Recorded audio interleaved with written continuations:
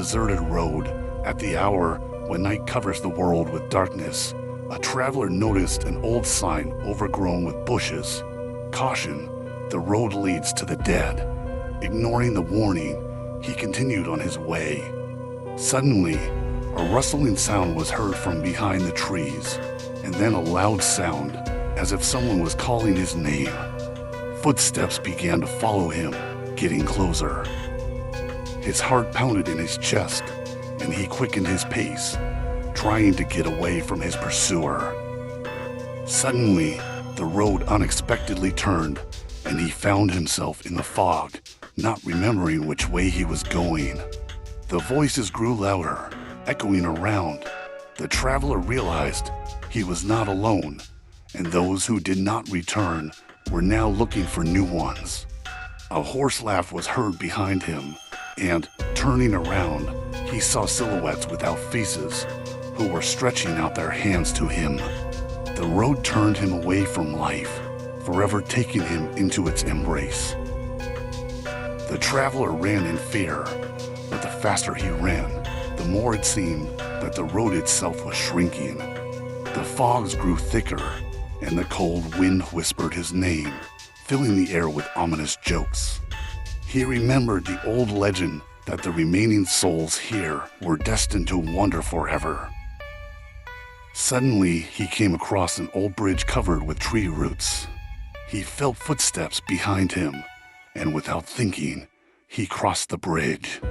With each step on the creaking boards, it seemed to him that the bridge was leading him to the edge of the world. On the other bank, he saw a light in the distance. It seemed that this was his only chance for salvation. However, as he approached the light, he noticed that it was not a cozy room, but a huge round hall filled with shadows. People he once knew sat around, their eyes empty, like puppets. They screamed, but the sound did not reach him. The traveler realized that these were the ones who had made the same mistake he had. The light began to fade, and the figures began to rise, heading towards him. "Do you want to stay with us too?" One of them asked, his face twisted into a grimace. "You will never be alone here." The traveler screamed, turned, and began to run back to the road, but the road was already disappearing, leaving only black nothingness. He remained trapped, the whispers of those around him growing closer. At the moment when he realized that he could not escape, invisible hands grabbed him, and he disappeared into the fog, becoming one of those shadows that will forever wait for the next traveler.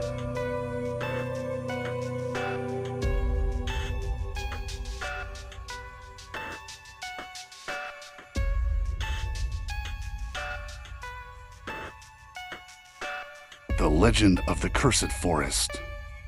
In a godforsaken village surrounded by dense forests, there were rumors of a cursed forest that swallowed people.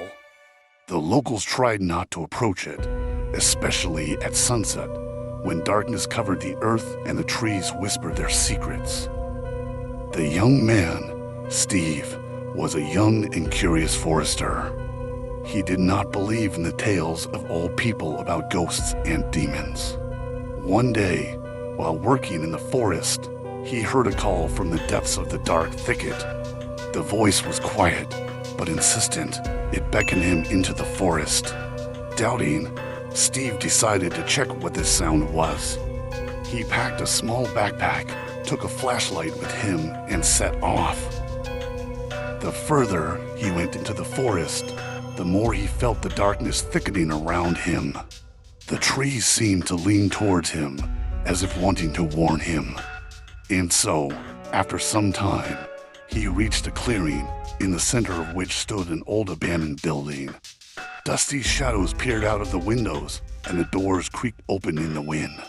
Steve came closer, and a strange feeling came over him. Someone might be inside the house. He entered and was met with complete darkness. The lantern weakly illuminated the surroundings. Broken furniture covered in cobwebs and photographs with vague faces looking at him as if warning. There were dark stains on the walls. It was blood. And at that moment, he realized that the legends were not just fiction. Suddenly, he heard the same voice. Help! Something whispered from the depths. Steve felt an eerie cold and, not believing his eyes, saw a shadow slowly appear in front of him. It was a woman with empty eyes and long hair tangled in the air. She looked as if she came from another time. You should not be here.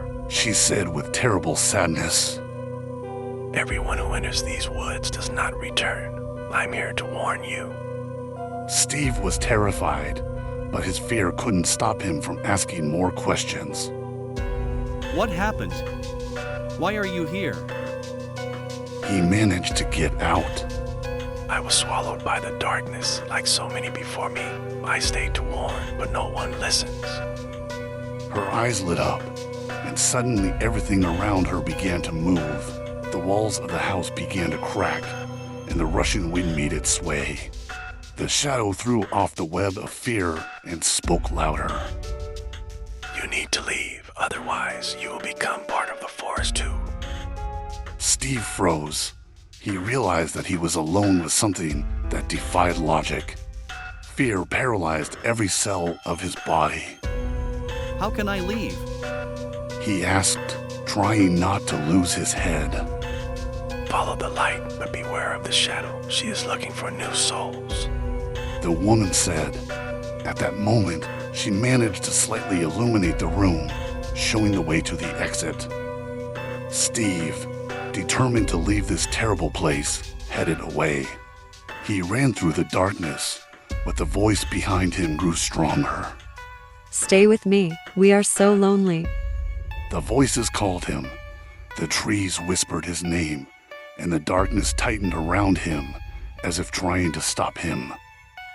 He ran into a clearing, but the forest still stretched around him. Steve remembered the woman's words, "Follow the light." He remembered that his flashlight pointed to one of the paths, and he ran there. Each step was difficult, his legs hummed, and whispers were heard in his ears. The trees seemed closer and closer, as if they could grab him. Steve decided not to stop, but suddenly he saw a light appearing ahead. Hoping, he ran towards it. The light became brighter, and finally he reached the edge of the forest. An open plain stretched beyond it, but turning around, he saw how a shadow broke free, its eyes burning with hatred. You're not leaving, sweet. You belonged in this forest. She screamed into the air, as if in answer to her words. There was an ominous silence. It was more terrifying than any scream. In that moment, he realized that the shadow didn't just want to capture him. It wanted him to stay, so that he wouldn't be the one who knew the terrible secrets of the forest. Steve took one last look at the forest, and with a heat in his chest, he began to run.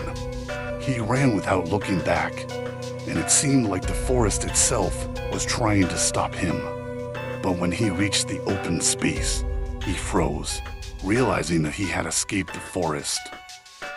His heart was beating wildly, and he was free. But the shadow didn't disappear. It stayed there, hiding behind the trees, knowing that next time it would be able to lure another victim again. Steve returned to the village and told his story, but no one believed him. The forest remained as dark and scary as before, waiting for its next visitors.